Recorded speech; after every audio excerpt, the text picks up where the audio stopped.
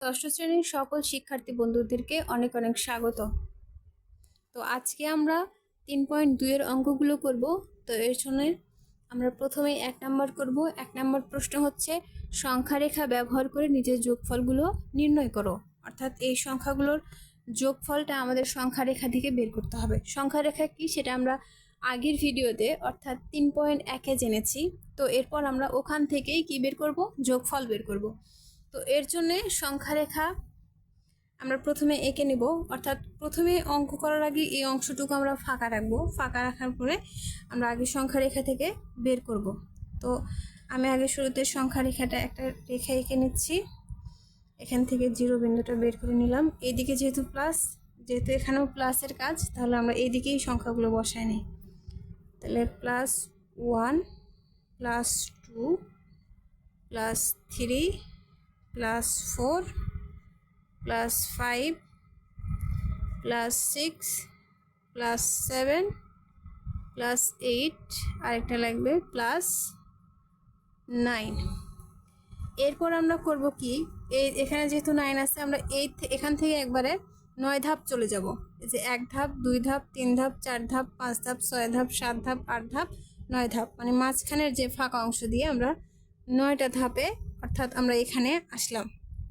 এখন যেহেতু -6 বলছে, তার মানে এই 9 থেকে আবার 6 ঘর আমরা এদিকে আসব। তাহলে 1 ঘর 2 ঘর 3 ঘর 4 ঘর 5 ঘর 6 ঘর, তার মানে আমরা এ পর্যন্ত আসব এখান থেকে।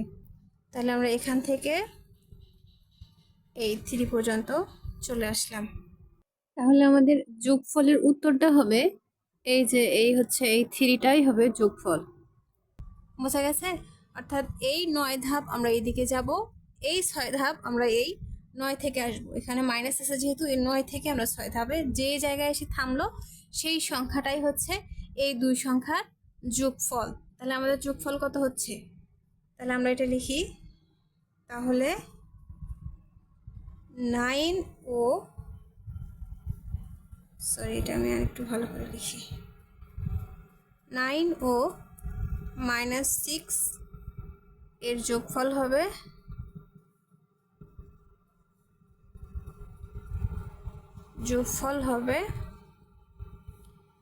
9 + -6 অর্থাৎ 3। এটাই অ্যান্সার। তো তোমরা যারা বুঝতে পারবে না তারা আমাকে অবশ্যই কমেন্ট করে জানাবে। তো এরপর এই যে ফাঁকা রাখলাম, এই ফাঁকা অংশে আমরা কি করব, এখানে যা যা করেছি সেই বিষয়টা লিখব। তাহলে প্রথমে আমরা একটি সংখ্যা রেখা রেখেছি।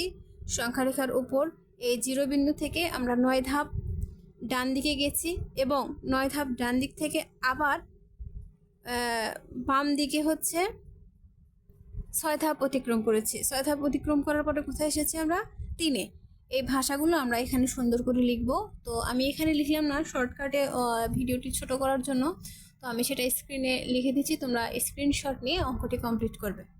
তো এরপর আমরা যাব হচ্ছে 2 নম্বরে। 2 নম্বরের প্রশ্ন হচ্ছে সংখ্যা রেখা ব্যবহার না করে নিজের যোগফলগুলো নির্ণয় করো। অর্থাৎ এটা হচ্ছে নর্মালি যোগ, যেটাতে কোনো সংখ্যা রেখা নেই। তো এটার যোগফল আমাদের বের করতে হবে। তো এর সমাধান যদি আমরা করি তাহলে দেখা যাচ্ছে হচ্ছে 11। এরপর আমরা কি চিহ্ন দেবো? এখানে প্লাস আছে, এখানে মাইনাস আছে, প্লাস মাইনাসে হয় মাইনাস। এই 7টা এখানে বসাই দিই। তাহলে 11 থেকে যদি 7 বাদ দিই তাহলে হয় 4। তাহলে অতএব নির্ণয় যোগফল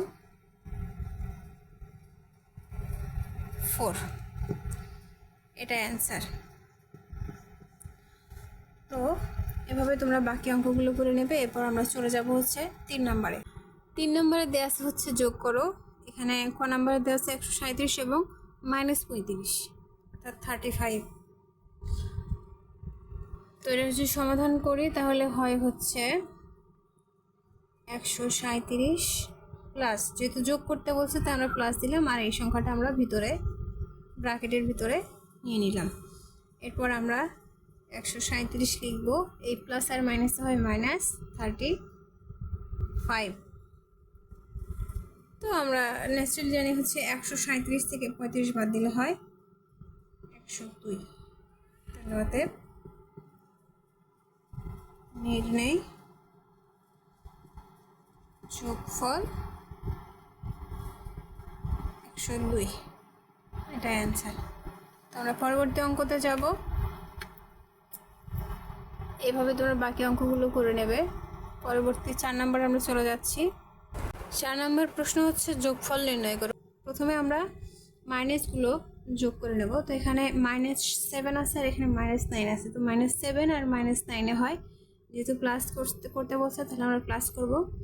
তাহলে -7 আর 9 হয় -16, 60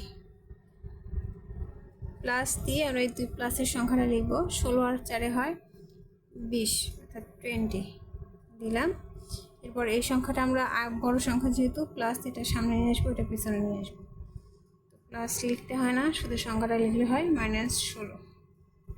তো 20-এর মধ্যে থেকে 16 বার দিলে হয় 4। তাহলে নির্ণয় যোগফল 4, এটা অ্যান্সার। পরবর্তী অধ্যায়ের অঙ্ক পেতে আমার চ্যানেলটি সাবস্ক্রাইব করুন এবং পেজটি ফলো দিন। তো যারা অলরেডি সাবস্ক্রাইব করেছেন তাদের অসংখ্য ধন্যবাদ। আল্লাহ হাফিজ।